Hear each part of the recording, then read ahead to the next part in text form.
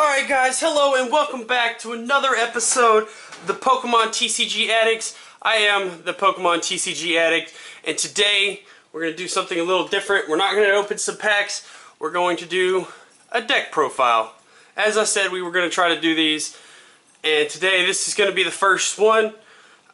This is my Mega Rayquaza deck. I'll go ahead and just let the cat out of the bag. It'll probably be in the title anyways, but as you can see, I've already laid out the energy. We've got 4 double colorless and 8 water energy.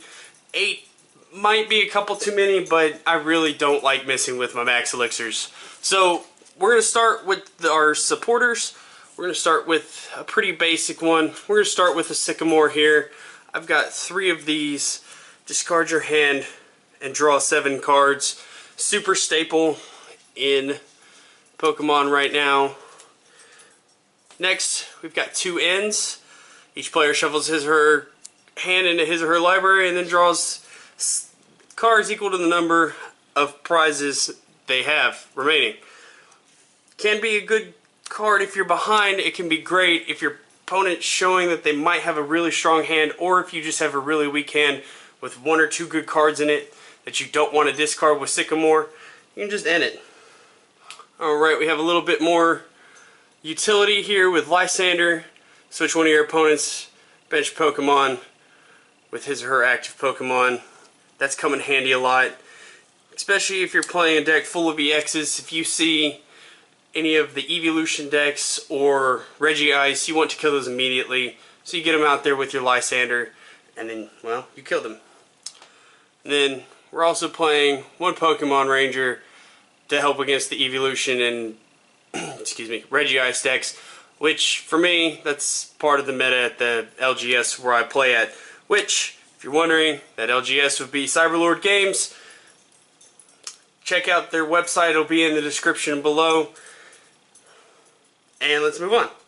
Alright, so next we're going to go on to our items. Super staple, Ultra Ball, discard 2 cards from your hand, search your library for a Pokemon, any Pokemon, and put it into your hand. This card 98% of the time finds Hoopa. Right? Next, we have what makes the deck a little quicker. We've got some max elixirs, 4 max elixirs. We're going to look at the top 6 cards of our deck, and we're going to attach a basic energy found within those 6 cards to one of our benched basic Pokemon. Very important that it's basic, so it does make it a little bit awkward, but I am not actually running the Mega Turbos because I've found those to just be dead in my hand too many times, especially when you're running fewer energies. Alright, next, more staples, 4 trainers mails. Look at the top 4 cards of your library, choose a trainer card from those 4, except for another trainer's mail, so you can't chain it, which would be super busted, and put it into your hand, and then shuffle everything back after that. Alright, now we're to the bread and butter of what makes the deck the deck.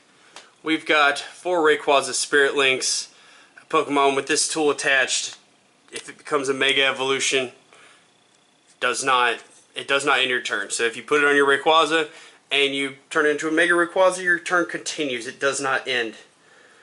Alright, another very vital part to this deck, Skyfield. It allows your bench to be 8 Pokemon rather than 5, and we'll explain that more in a minute whenever we get to Mega Rayquaza. And then we've got 2 Versus Seekers to get one of these amazing supporters back to our hand from the discard pile. 2 Float Stones because I feel as though they help with getting that really good turn 1. Well, technically turn 2, it's your first turn. By the way, this deck always wants to go second. And 1 switch, pretty much the same thing as with the Float Stone, except for a little bit more of a surprise to your opponent, I suppose.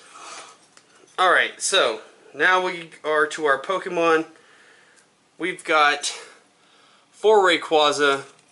One of them is different, but it's really just a placeholder. I'd prefer to have 4 of this version of Rayquaza with Intensifying Burn and Dragon Pulse, just because Intensifying Burn's a better move than Dragon Claw, and that's the only, you aren't ever going to be using Dragon Pulse, and you can't use Dragon Strike in this deck. So I'd prefer them just all three to be the colorless Rayquaza over the Dragon Rayquaza. But either way, all four of them evolve just the same. So we've got our 4 Rayquaza. Now, I am missing one of these. I only have 3, so right now I'm running 3. But now we get to our Mega Rayquaza. And to discuss what the Sky feel with having 8 benched Pokemon, Mega Rayquaza has 220 hit points. Its attack is Emerald Break. It's 3 colorless energy. It does 30 damage times the number of your benched Pokemon. So the more benched Pokemon you can have, the better. If you're restricted to 5, you're doing a max of 150. If you can have 8 with Skyfield out, you're going to do 240. And you're going to knock out almost any Pokemon in Standard right now. With the exception of a couple of the GXs, Wailmer, and a few Pokemon that might have Fighting Fury Belt on them. Which those are still legal for now. But then again, by the time those will be here longer than Rayquazas will. So, you know. Alright, so next we've got 2 Hoopa EXs. It is not here for its attack. It is here for its ability. Scoundrel Ring. When you play this Pokemon from your hand onto the bench, you may search your deck for up to 3 Pokemon EX except for another Hoopa, because just like Trainer's Mail, that would be super busted if you could chain these. Reveal them and put them into your hand, shuffle your deck afterwards. That is an amazing ability when almost every Pokemon in your deck is an EX. Speaking of, one of the really good cards to go get with that are these. Shaymins. Pretty much every deck runs these because it can. It's not there for its attack just like Hoopa, it's there for its ability. It's got set up. When you play this Pokemon from your hand onto your bench, you may draw cards until you have 6 cards in hand. Now, I have had it where I've started with a Hoopa or a Shaymin, and when that happens, you just kind of cry on the inside a little bit, because if you're playing them as your starter, you're not going to get that trigger.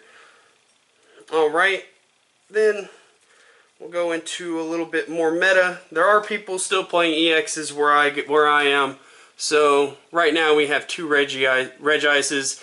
One of these will get replaced if I get another Mega Rayquaza EX that has the correct ability, which I forgot to mention. The reason why this Mega Rayquaza EX is so good is that it can evolve on the first turn you put it out without having to have any sort of special stadium, which the only one I can think of is Forest of Giant Plants, and that only works for your grass Pokemon, so that ability is amazing. Alright, next. This is probably the main reason why we're running water, but we have a Manaphy EX. It's pretty much there for its ability, just like Shaymin and Hoopa. It's got Aqua Tube. Each of your Pokemon that has any water energy attached to it has no retreat cost. That's amazing. Being able to retreat and set up your turns the way that you want it to is just great. Now, the last card I actually opened up in one of the episodes on this channel. It's Espeon EX. If you want to go check that out, I'll put a link in the description. It was whenever I opened a box at Breakpoint. It was a pretty good box. I was pleased with it. But I wanted to put this card in here because from what I've seen so far of people playing with GXs, there are a lot of evolutions, and I explained this a little bit in the Breakpoint video.